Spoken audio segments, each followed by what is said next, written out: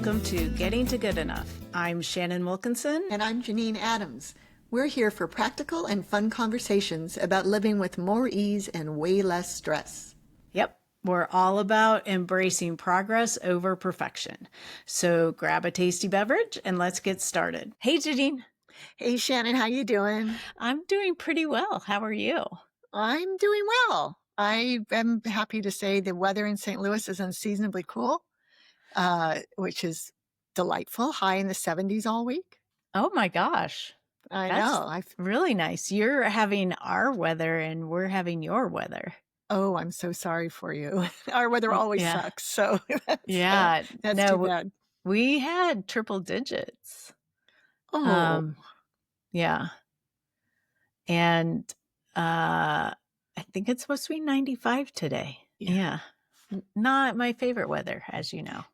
No, I wore a sweatshirt this morning when I walked a bit. Wow. Yeah, and I didn't get too warm. It was in the 60s. Amazing. It was unbelievable. Yeah. Oh my gosh. Wow. Well, we were just talking about creativity and like what gets in the way of creativity. And I was thinking about it because of the beautiful creative flowers that you made for me that I'm showing on the video that we can maybe post a picture to when this episode goes out. But these are made out of coffee filters. Yes, they're made out of coffee filters. Isn't that amazing? Amazing. They started their lives as the basket style Mr. Coffee type coffee filters. Mm-hmm. And there's this wonderful creator whose name is Hunter Hammerson, who her company, I guess, is called Tiny Nonsense. And I mostly know a great name. Isn't that wonderful? Yeah. I mostly know her about knitting. She's a knitting pattern creator, and she makes amazing patterns. But she's also does other things. And I'm on her Patreon, and she came out with these flowers. And I thought I got to try that. And it's she provides templates. So you coffee filters, you iron them flat, you cut them into petals, you dye them, and then you put them all together. And many steps of like, not necessarily creative, but it's perfect for me, right? Because the creativity was in the colors. There was no guidance on the colors, but I had templates for my cutting out part. You like that? I like that. Yeah. So I thought I'd give it a shot. And then I made a few, and Barry said, you should use that for, the flowers for the party we were having. We had a party to celebrate his transplant anniversary. And because I was thinking, geez, I got to go to florist. He said, just make paper flowers. I'm like, okay, I will. So I made a bunch. And when I had the opportunity to send you something, I threw a few in there. But it was a lot of supply acquisition. Probably cost me as much as it would have cost me to buy fresh flowers for the party. But I have their supplies to make many more. So if I'm inclined to make more, when the stuff arrived, because she provides guidance on what to buy, then I got to organize it all. And that was fun. Love that. I loved that, and the organization went really well while I was working on the project. But now the project's done, at least for the time being, because we had the party.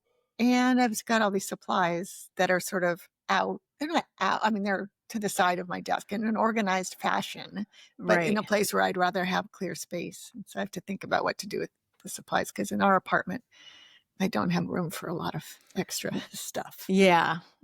And my problem with stuff like that is if I put it away, I will completely forget that I have it and will never do it again. Or in a home as big as yours with lots of rooms, you may remember that you have it, but it might be a lot of effort to figure out where you had squirreled it away, right? I mean, that was the case. No, I would actually, if I put it away, I would, if I remembered about it and wanted to do it, I would know where to get it. Oh, interesting. But I just wouldn't remember because I wouldn't see it. Out of sight, out of mind. Yeah. In my life, I would be pretty sure I didn't let it go, especially in our old house, but figuring out where I put it would be too hard to even try Yeah. to try to find it. So, and here I have fewer places to squirrel things away, but there's still, yeah. So I'm looking at, right over here. I have to deal with that because it's taken up about this much space, like Oh, a couple feet by 15 inches or something. yeah. Yeah. So it's not insignificant. Right. Right. It's not a room full, but Right. yeah. But yeah, Yeah. that whole, so craft supplies, which are sometimes the funnest part about crafting, Mm-hmm. or doesn't have to be crafts, any kind of creative thing. They're fun, but they're also challenging, I think.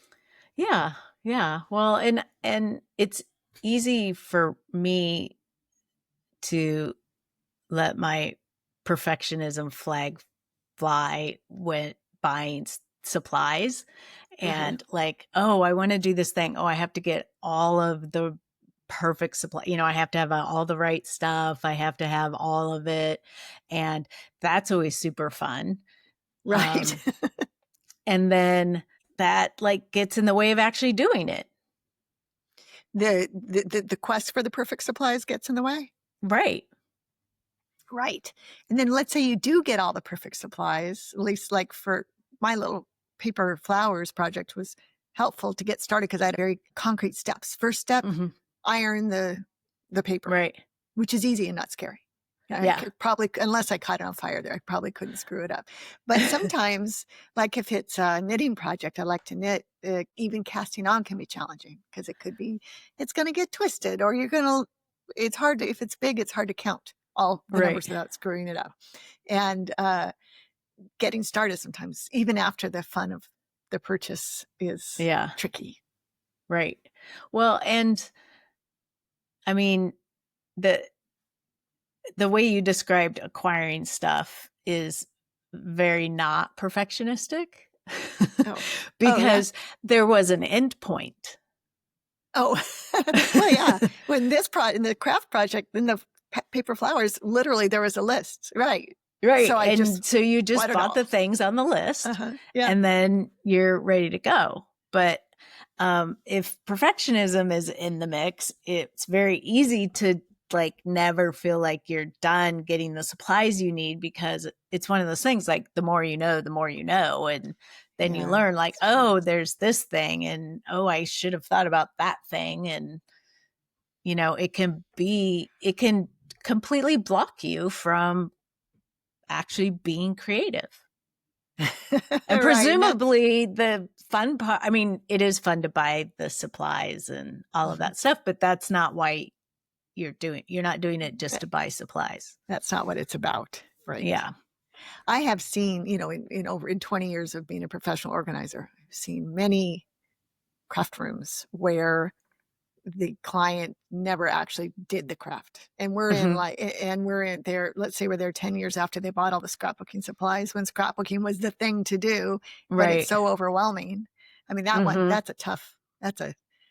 think that's a tough thing to get into if you've got any perfectionist tendencies. And so usually if they brought us in and they're ready to go ahead and let it go because we can Hmm. donate it to somewhere where somebody else can use it or what have you. But uh, it is amazing how you one can jump in thinking that, like they're all in on it and they buy all the stuff and they never actually do it. Yeah. Yeah, absolutely. And I mean, it's amazing to have space. Like you said, you have clients that have craft rooms. Yeah. That's amazing. But for a lot of people, your craft space or your creative space, whatever you're doing, is a regular part of your living area. It might be Right. your desk if you are working from home and have a desk, or it might be your dining room table, or um, it might be a lap desk on the couch, Hmm. whatever it is. And so having that, sort of depending on where you are in your life, having that clear enough to work or being able to clear away your stuff so that you can then use that for its regular purpose Hmm. is important and also difficult. Yeah, it can be really challenging. And I feel like my advice, generally speaking, with creative endeavors, is to clear your space when you finish the session. If you don't have Mhm. it, even if you have a dedicated space, ideally you don't want to leave a big mess to sit back down to when you're trying to get creative again. And I'm Right. remembering that one time I was invited to give a talk to a quilters group in St. Louis about organizing your craft space. So Uh-huh. I had a prepared talk. I've given these talks before, and I went up and I started saying what I usually say, which I think I said, well, so at the end of each day, make sure you leave enough time to go ahead and put away your supplies so that when you start the next session, it will start easily. And they literally laughed at me. I mean, I've never experienced that before. I was kind of offended. I'm like, I'm not kidding. And they're like, you're clearly not a quilter, they said. And so apparently, I mean, everybody just discounted my advice completely. So apparently for quilters, it's a different thing. Not sure what, I didn't have the answer for them because I didn't fully understand the situation, I guess. They have a lot of Yeah. stuff though. Yeah, I know. I Yeah. mean, the quilters I know have a lot of stuff, and they leave it out so that they can go back to it because it's generally big stuff, Big. and Yeah. yeah, it takes a lot of space, and um usually I think they have a dedicated space to work on it, or they have given over their dining room table to it. Right. And then that's okay with them. Right. Yeah. Yeah. Yeah. So I think for when possible, like in my life where I made paper flowers on my desk, my work desk, I had my organized containers, so I was able to put stuff away each time. Although actually also Mhm. they involved dye and stuff. I mean, it was a whole dangerous looking mess potential. Yeah, It all worked out. Nothing bad happened. But I have this beautiful white desk, so I was a little bit concerned. right, Uh, but yeah, if you can take, budget time in your craft time. I always suggest at the end of a session to actually put the stuff away. That just makes life easier when you go back to that right. space, regardless of what you want to use it for. Yeah. Um, 2 things. One, um, I have a lot of really great bags that I don't really use that much, and Mhm. so I've started putting different things that I'm working on in different bags, so they're accessible, but it's put away and it's easy. Like, for my visible mending, I have a bag that actually you gave me, Cool. that polka dot bag that's Oh so yeah, cute. nice. I like that Yeah. bag. Um, and I just keep everything in there. And so it's easy to put away, everything's contained. And then I have everything I need when I want to do it. And it's portable. So I can take it with me. I can take it to the sofa. I can take it, Yeah. outside. I can do, whatever, wherever I want to work on it. And that's been a really great way to contain things and also use all these really great bags that I love that were just sitting in a closet not getting used. Yeah, so it's like you have a kit. You Right. have your visible mending kit. That's awesome. Yeah. We knitters, we often will do that for our works in progress, right? So if I'm working Uh-huh. on what do I work on? A bag. I can have all the yarn and the needles and the stuff, the pattern all together. And then it's just a matter of figuring out a place to put that, which isn't Yeah. that hard. I knew I had a friend who was a sewer and she did have a dedicated room in her house, and she put hooks on the walls, and they were, those nylon reusable shopping bags that you can buy, the Oh. ones that sort of fold into themselves. Mhm. And they were pretty patterns, and she had one for each of her works in progress, and she hung them on the wall because Oh, that's it was pretty to great. her. Yeah, and it was really Yeah. easy for her to get stuff out and put them away.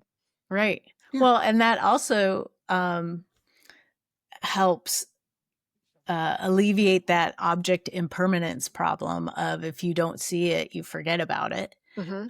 because they're right there, hanging there. She can easily see them. And that's what I've noticed with my bag. I don't have to leave my sewing out to remember to do it. I have the bag and I see the bag and I remember, like, oh yeah, And that's what does I the like bag to do. have a home, or does it just live wherever it lives? It just lives wherever it lives, and Mhm. it's cute, so I don't It is mind. I cute. mean, right Yeah. now, it's actually living on the floor next to my desk. I have it right Nice. here. Um, Oh, show the, bag. It is a cute bag. it is a cute bag. Yeah. That was a knitting bag from a knitting company. Yeah, Oh, yeah, it and, says something on the back. Knit Pickers is the Yeah, brand. nitpickers, right. Yeah. Oh, Um, that's excellent. I can't even remember how you were you visiting me and I offered it to you? How did you end up with that bag? it was when you're downsizing, when I was there Oh. Oh, helping you got it after out. we moved. Oh, Yeah, and nice. you had a bunch of stuff, remember, in the basement? Oh, Or yeah. you might have already moved it and you were like, "I don't have room for this stuff," and you had a number of bags that Yeah. you loved but didn't really wanna get rid of, and You helped me I out. I took them all. Oh, you did. Thank you. Thank you so Yeah, much. but I've used them all Mhm. too, so So that's I mean, that really is when we're talking to clients about letting go of stuff, it's so true that if something that's getting in their way, like that was in my house because we right. downsized, can actually live a fulfilling life in somebody else's hands. So, Yeah, yay.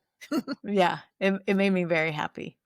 But I was also thinking about how this idea is helpful for sort of any space for anything. It's not just crafting or mending or whatever. I mean, my life is better when I end um, my work day at my desk, clear my desk, and um, prepare what I'm going to work on first the next day.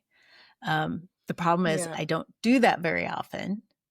And my desk looks like it does right now, which is sort of the three things that I have been working on the last 2 days are piled up in front of me. Nothing's put away. There's, because I have a cat that insists on sleeping on my desk. And so I have a little bed for her, that takes up a third of my desk. Right. But there's But just no I'm arguing with that. No, Yeah. she's gonna Right. be there. Right. Um, so I don't have a lot of space, and I feel like my stuff is encroaching on me so that, it makes me not even wanna come to my desk. Oh, yeah. Well, Oh, that's such a sad oh, face. I know. Because the thing is about that, I know exactly what you're saying because I try to clear off my desk every night, and I don't always succeed. But if you do it every day, it as long as everything has a home, it takes no time to clean off a day's worth of stuff on your desk. Oh, So I it know. I know, right? So it's That worth that effort if you can get Yeah. yourself to do it. Well, my real problem is I don't have, like, a solid end to my workday.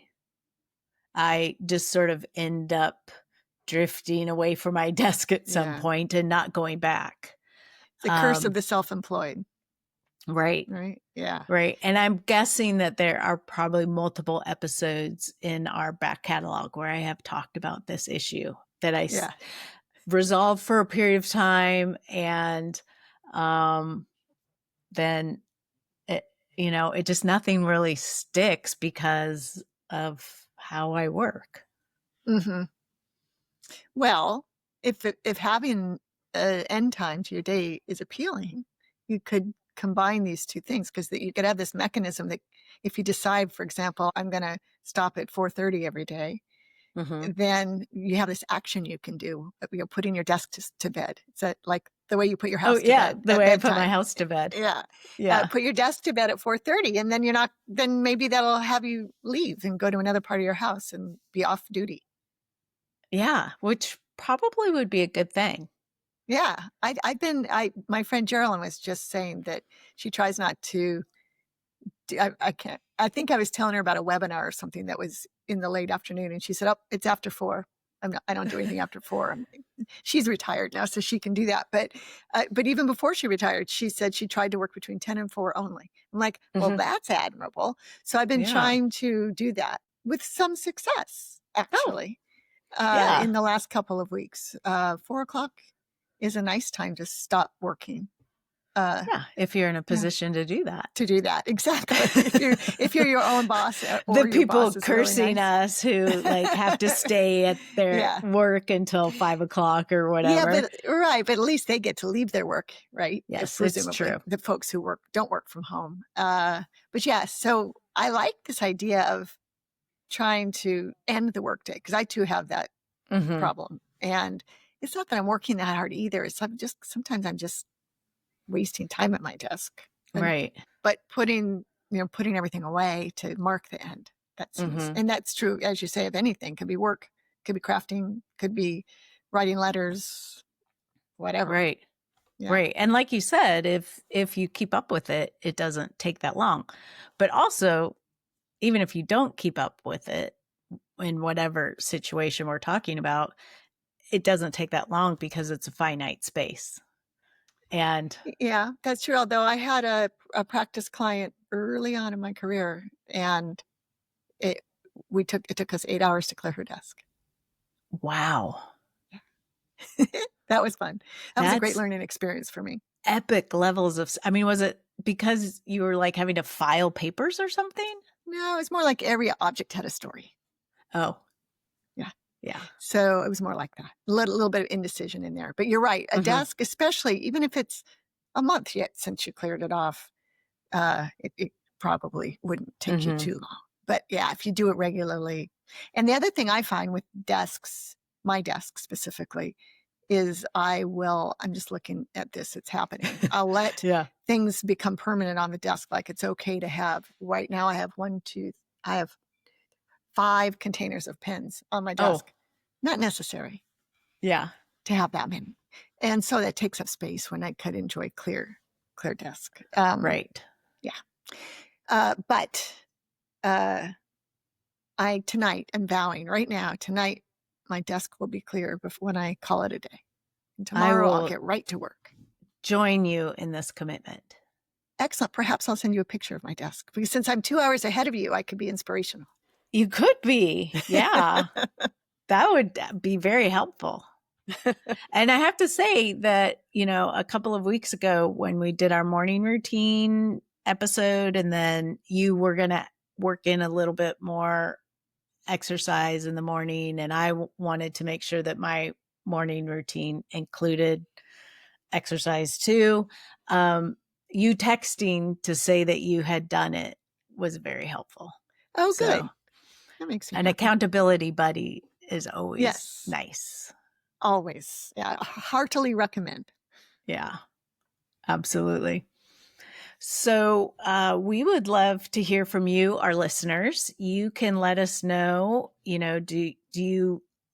does a little mess make you feel creative? Like, because I know sometimes I feel like if it's a blank slate, that's the hardest place to start. Like starting writing in a blank notebook, that first page is the hardest page to write. Yeah, yeah.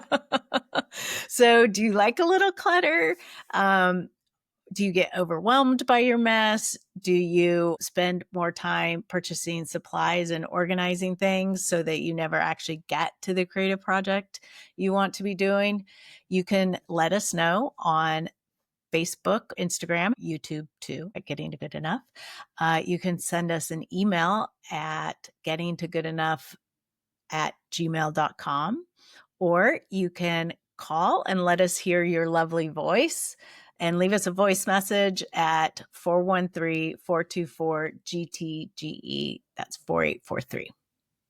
Okay. I feel like it's not complete if we don't say our old I know. ending phrase Go was, for it. and we hope that good enough is getting easier for you. And then the music plays. Thanks for joining us on Getting to Good Enough. We hope you heard something that makes your life just a little bit easier. If you did, leave us a review or share this with someone who's looking for their own version of good enough. Thanks for listening. See you soon.